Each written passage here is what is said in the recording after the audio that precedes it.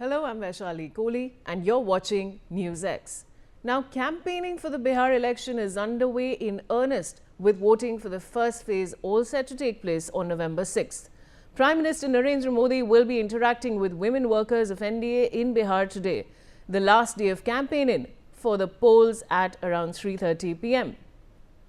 I have my colleague Shailendra Kumar joining me with more details. Shailendra, आप क्या बता सकते हैं हमें इस जानकारी के बारे में? देखिए, आज प्रधानमंत्री, चूंकि आज चुनाव प्रचार का आखिरी दिन है और आज प्रधानमंत्री जो है वो महिलाओं से इस पहले दो संवाद उन्होंने कहे कि एनडीए के तमाम जो कार्यकर्ता थे, बीजेपी के कार्यकर्ता थे, युवाओं से किया था और आज महिलाओं से कर रहे हैं। विशेष बात यह है कि बिहार चुनाव में आधी आबादी यानी महिलाओं को लेकर काफी एक तरह से कहें कि चाहे सत्ता पक्ष हो चाहे विपक्ष की ओर से हो, जोर लगाया जा रहा है और ये माना जा रहा है कि आधी आबादी जिसके साथ रहेगी उसी के साथ जीत की गारंटी होगी। और इसीलिए जो तेजस्वी यादव हैं यानी विपक्ष के नेता हैं और कोई कहे कि वो लीड कर रहे हैं पूरे महागठबंधन को, उन्होंने माई बहन मान योजना के तहत 2500 रुपए देने का ऐलान किया हुआ है कि अगर हमारी सरकार बनती है तो महिलाओं को 2500 रुपए हर महीने देंगे। लेकिन इसी के काट में सरकार एक योजना लेके आई थी जिसने मुख्यमंत्री रोजगार योजना के तहत जो है 10-10 हजार महिलाओं को दिए हैं।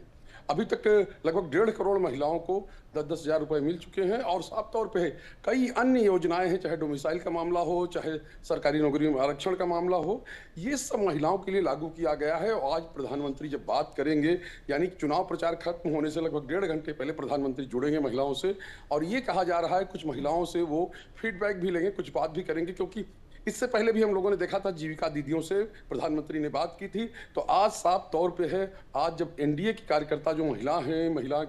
नेत्रियां हैं, यानी कि जो मेरा बूथ सबसे मजबूत, ये एक नैरेटिव कहें कि एक नारा जो है वो बीजेपी की ओर से दिया गया है और उसी के तहत ये बातचीत जो है प्रधानमंत्री नरेंद्र मोदी कर रहे हैं। और आज जब बात होगी तो जाहिर सी बात है कि जो एनडीए की कार्यकर्ता हैं, एनडीए की महिला कार्यकर्ता हैं, जो पांचों दल हैं, उनको बूस्ट अप करने की कोशिश होगी और ये बताने की कोशिश होगी कौन कौन सी योजनाएं चल रही हैं और सरकार बनने पर महिलाओं को किस तरह से आगे बढ़ाया जाएगा। क्योंकि जो मुख्यमंत्री नीतीश कुमार हैं या कहे कि एनडीए की जो सरकार है वो महिला उद्यमी योजना भी लेकर आई है, कई अन्य योजनाएं भी महिलाओं के लिए या महिला उत्थान के लिए, क्योंकि बिहार पिछड़ा राज्य था और उसमें महिलाओं की शिक्षा से लेकर सब चीज़ों में काफ़ी